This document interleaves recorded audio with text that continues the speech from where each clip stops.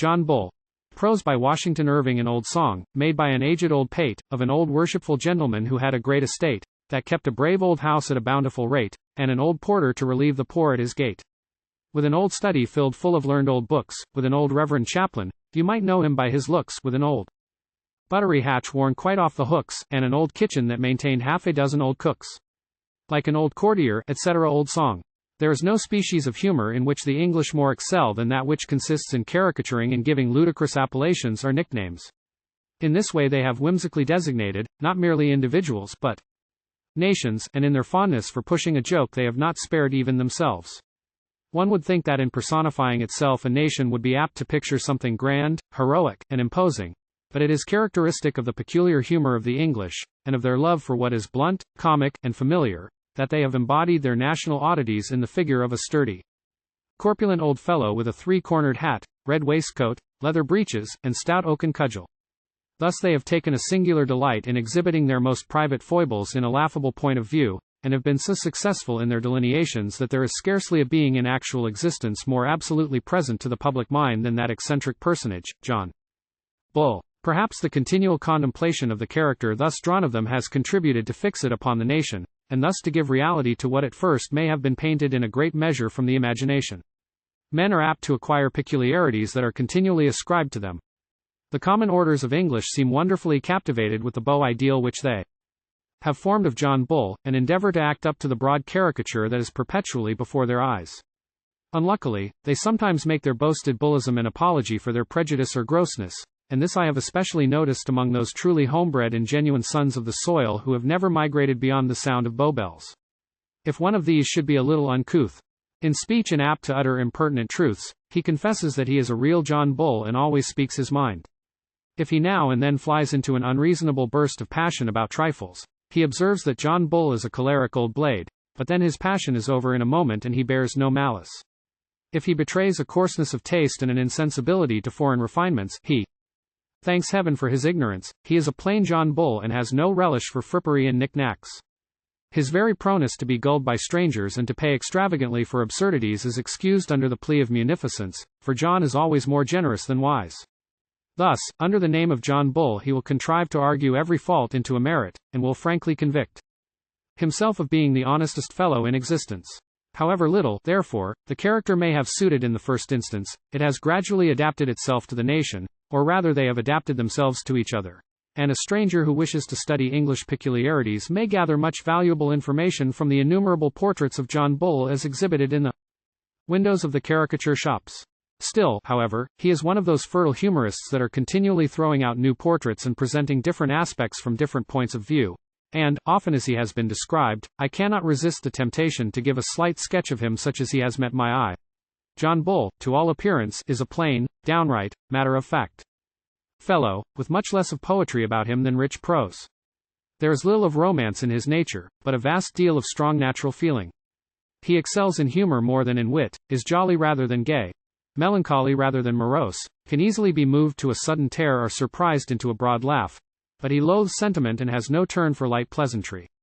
He is a boon companion, if you allow him in to have his humor and to talk about himself, and he will stand by a friend in a quarrel with life and purse, however soundly he may be cudgeled.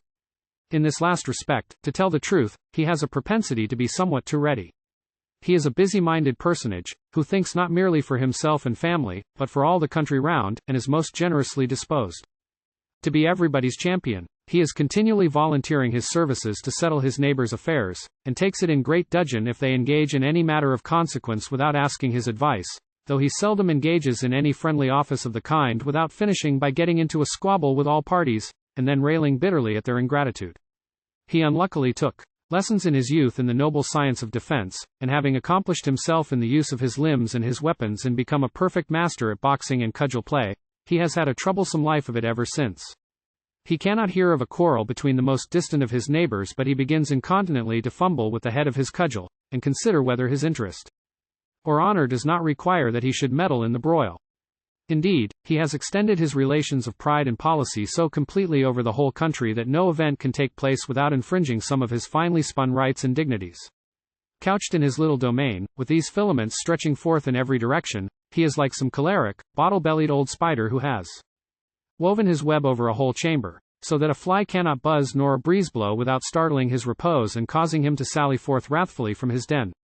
Though really a good-hearted, good-tempered old fellow at bottom, yet he is singularly fond of being in the midst of contention.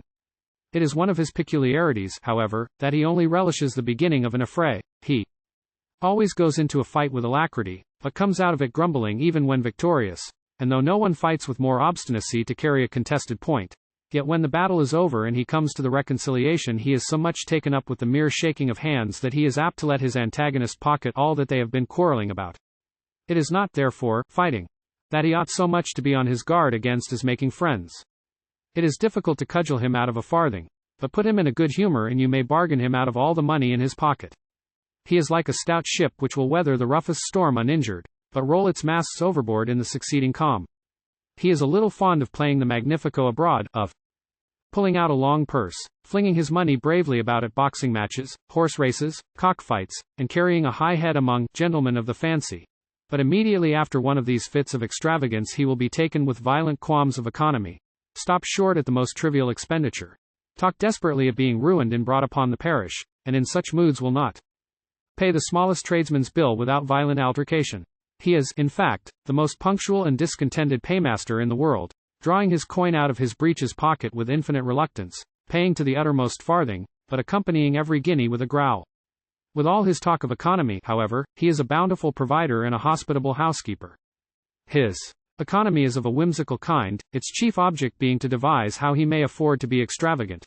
For he will begrudge himself a beefsteak and pint of port one day that he may roast an ox whole, broach a hogshead of ale, and treat all his neighbors on the next. His domestic establishment is enormously expensive, not so much from any great outward parade as from the great consumption of solid beef and pudding, the vast number of followers he feeds and clothes, and his singular disposition to pay hugely for small services.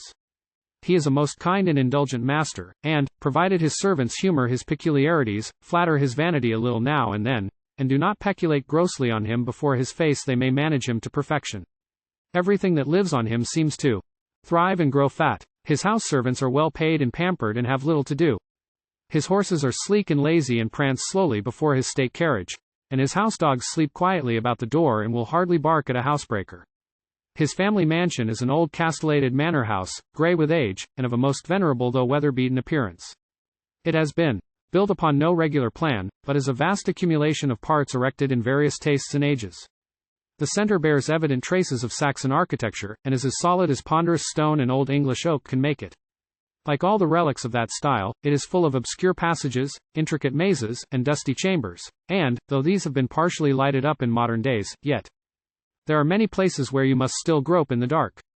Additions have been made to the original edifice from time to time, and great alterations have taken place. Towers and battlements have been erected during wars and tumults.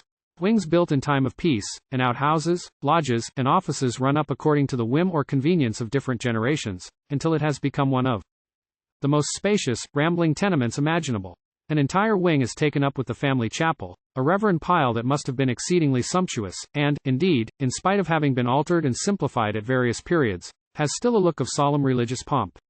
Its walls within are storied with the monuments of John's ancestors, and it is snugly fitted up with soft cushions and well-lined chairs, where such of his family as are inclined to church services may doze comfortably in the discharge of their duties. To keep up this chapel has cost John much money, but he is staunch in his religion and piqued in his zeal, from the circumstance that many dissenting chapels have been erected in his vicinity, and several of his neighbors, with whom he has had quarrels, are strong papists. To do the duties of the chapel he maintains, at a large expense, a pious and portly family chaplain. He is a most learned and decorous personage and a truly well-bred Christian, who always backs the old gentleman in his opinions, winks discreetly at his little peccadilloes, rebukes the children when refractory, and is of great use in exhorting the tenants to read their Bibles, say their prayers, and, above all, to pay their rents punctually and without grumbling.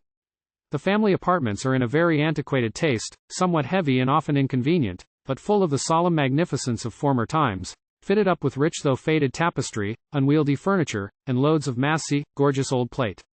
The vast fireplaces, ample kitchens, extensive cellars, and sumptuous banqueting halls all speak of the roaring hospitality of days of yore, of which the modern festivity at the manor house is but a shadow. There are, however, complete suites of rooms apparently deserted and time-worn, and towers and turrets that are tottering to decay, so that in high winds there is danger of their tumbling about the ears of the household. John has frequently been advised to have the old edifice thoroughly overhauled, and to have some of the useless parts pulled down, and the others strengthened with their materials. But the old gentleman always grows testy on this subject. He swears the house is an excellent house, that it is tight and weatherproof, and not to be shaken by tempests, that it has stood for several hundred years, and therefore is not likely to tumble down now. That is to its being inconvenient, his family is accustomed to the inconveniences and would not be comfortable without them. That is to its unwieldy size and irregular construction, these result from its being the growth of centuries and being improved by the wisdom of every generation. That an old family, like his, requires a large house to dwell in. New, upstart families may live in modern cottages and snug boxes, but an old English family should inhabit an old English manor house. If you point out any part of the building as superfluous, he insists that it is material to the strength or decoration of the rest and the harmony of the whole, and swears that the parts are so built into each other that if you pull down one, you run the risk of having the whole about your ears. The secret of the matter is that John has a great disposition to protect and patronize. He thinks it indispensable to the dignity of an ancient and honorable family to be bounteous in its appointments and to be eaten up by dependents. And so, partly from pride and partly from kind-heartedness, he makes it a rule always to give shelter and maintenance to his superannuated servants. The consequence is that, like many other venerable family establishments, his manor is encumbered by old retainers whom he cannot turn off, and an old style which he cannot lay down. His mansion is like a great hospital of invalids, and, with all its magnitude, is not a whit too large for its inhabitants. Not a nook or corner but is of use in housing some useless personage. Groups of veteran beef-eaters, gouty pensioners, and retired heroes of the buttery and the larder are seen lolling about its ways, crawling over its lawns, dozing under its tree, or sunning themselves upon the benches at its doors. Every office and outhouse is garrisoned by these supernumeraries and their families, for they are amazingly prolific, and when they die off are sure to leave John a legacy of hungry mouths to be provided for. A mattock cannot be struck against the most mouldering tumble-down tower but out pops, from some cranny or loophole, the grey pate of some superannuated hanger-on, who has lived at John's expense all his life, and makes the most grievous outcry at their pulling down the roof from over the head of a worn-out servant of the family. This is an appeal that John's honest heart never can withstand, so that a man who has faithfully eaten his beef and pudding all his life is sure to be rewarded with a pipe and tankard in his old days. A great part of his park also is turned into paddocks, where his broken-down chargers are turned loose to graze undisturbed for the remainder of their existences, a worthy example of grateful recollection which, if some of his neighbors were to imitate, would not be to their discredit. Indeed, it is one of his great pleasures to point out these old steeds to his visitors, to dwell on their good qualities, extol their past services, and boast, with some little vain glory, of the perilous adventures and hardy exploits through which they have carried him. He has given, however, to indulge his veneration for family usages and family encumbrances to a whimsical extent. His manor is infested by gangs of gypsies, yet he will not suffer them to be driven off, because they have infested the place time out of mind and been regular poachers upon every generation of the family. He will scarcely permit a dry branch to be lopped from the great trees that surround the house, lest it should molest the rooks that have bred there for centuries. Owls have taken possession of the dovecote, but they are hereditary owls and must not be disturbed. Swallows have nearly choked up every chimney with their nests. Martins build in every frieze and cornice. Crows flutter about the towers and perch on every weathercock, and old grey-headed rats may be seen in every quarter of the house, running in and out of their holes undauntedly in broad daylight. In short, John has such a reverence for everything that has been long in the family that he will not hear even of abuses being reformed, because they are good old family abuses. All these whims and habits have concurred woefully to drain the old gentleman's purse, and as he prides himself on punctuality in money matters and wishes to maintain his credit in the neighborhood, they have caused him great perplexity in meeting his engagements. This, too, has been increased by the altercations and heartburnings which are continually taking place in his family. His children have been brought up to different callings and are of different ways of thinking, and as they have always been allowed to speak their minds freely, they do not fail to exercise the privilege most clamorously in the present posture of his affairs. Some stand up for the honor of the race, and are clear that the old establishment should be kept up in all its state, whatever may be the cost. Others, who are more prudent and considerate, entreat the old gentleman to retrench his expenses and to put his whole system of housekeeping on a more moderate footing. He has, indeed, at times, seemed inclined to listen to their opinions, but their wholesome advice has been completely defeated by the obstreperous conduct of one of his sons. This is a noisy, rattle-pated fellow, of rather low habits, who neglects his business to frequent alehouses, is the orator of village clubs and a complete oracle among the poorest of his father's tenants. No sooner does he hear any of his brothers mention reform or retrenchment than up he jumps, takes the words out of their mouths, and roars out for an overturn. When his tongue is once going, nothing can stop it. He rants about the room, hectors the old man about his spendthrift practices, ridicules his tastes and pursuits, insists that he shall turn the old servants out of doors, give the broken-down horses to the hounds, send the fat chaplain packing, and take a field preacher in his place. Nay, that the whole family mansion shall be leveled with the ground, and a plain one of brick and mortar built in its place. He rails at every social entertainment and family festivity, and skulks away growling to the alehouse whenever an equipage drives up to the door. Though constantly complaining of the emptiness of his purse, yet he scruples not to spend all his pocket money in these tavern convocations, and even runs up scores for the liquor over which he preaches about his father's extravagance. It may readily be imagined how little such thwarting agrees with the old cavalier's fiery temperament. He has become so irritable from repeated crossings, that the mere mention of retrenchment or reform is a signal for a brawl between him and the tavern oracle. As the latter is too sturdy and refractory for paternal discipline, having grown out of all fear of the cudgel, they have frequent scenes of wordy warfare, which at times run so high that John is fain to call in the aid of his son Tom, an officer who has served abroad, but is at present living at home on half pay. This last is sure to stand by the old gentleman, right or wrong, likes nothing so much as a rocketing, roistering life, and is ready at a wink or nod to out-sabre and flourish it over the orator's head if he dares to array himself against parental authority. These family dissensions, as usual, have got abroad, and are rare food for scandal in John's neighborhood. People begin to look wise and shake their heads whenever his affairs are mentioned. They all hope that matters are not so bad with him as represented. But when a man's own children begin to rail at his extravagance, things must be badly managed. They understand he is mortgaged over head and ears and is continually dabbling with moneylenders. He is certainly an open-handed old gentleman, but they fear he has lived too fast. Indeed, they never knew any good come of this fondness for hunting, racing, reveling, and prize-fighting. In short, Mr. Bull's estate is a very fine one and has been in the family a long while, but, for all that, they have known many finer estates come to the hammer. What is worst of all, is the effect which these pecuniary embarrassments and domestic feuds have had on the poor man himself. Instead of that jolly round corporation and smug rosy face which he used to present, he has of late become as shriveled and shrunk as a frost-bitten apple. His scarlet gold-laced waistcoat, which bellied out so bravely in those prosperous days when he sailed before the wind, now hangs loosely about him like a mainsail in a calm. His leather breeches are all in folds and wrinkles, and apparently have much ado to hold up the boots that yawn on both sides of his once sturdy legs. Instead of strutting about as formerly with his three-cornered hat on one side, flourishing his cudgel, and bringing it down every moment with a hearty thump upon the ground, looking everyone sturdily in the face, and trolling out a stave of a catch or a drinking song, he now goes about whistling thoughtfully to himself, with his head drooping down, his cudgel tucked under his arm, and his hands thrust to the bottom of his breeches pockets, which are evidently empty. Such is the plight of honest John Bull at present, yet for all this the old fellow's spirit is as tall and as gallant as ever. If you drop the least expression of sympathy or concern, he takes fire in an instant. Swears that he is the richest and stoutest fellow in the country. Talks of laying out large sums to adorn his house or buy another estate, and with a valiant swagger and grasping of his cudgel longs exceedingly to have another bout at quarterstaff. Though there may be something rather whimsical in all this, yet I confess I cannot look upon John's situation without strong feelings of interest. With all his odd humors and obstinate prejudices, he is a sterling-hearted old blade. He may not be so wonderfully fine a fellow as he thinks himself, but he is at least twice as good as his neighbors represent him. His virtues are all his own, all plain, homebred, and unaffected. His very faults smack of the raciness of his good qualities. His extravagance savors of his generosity, his quarrelsomeness of his courage, his credulity of his open faith, his vanity of his pride, and his bluntness of his sincerity. They are all the redundancies of a rich and liberal character.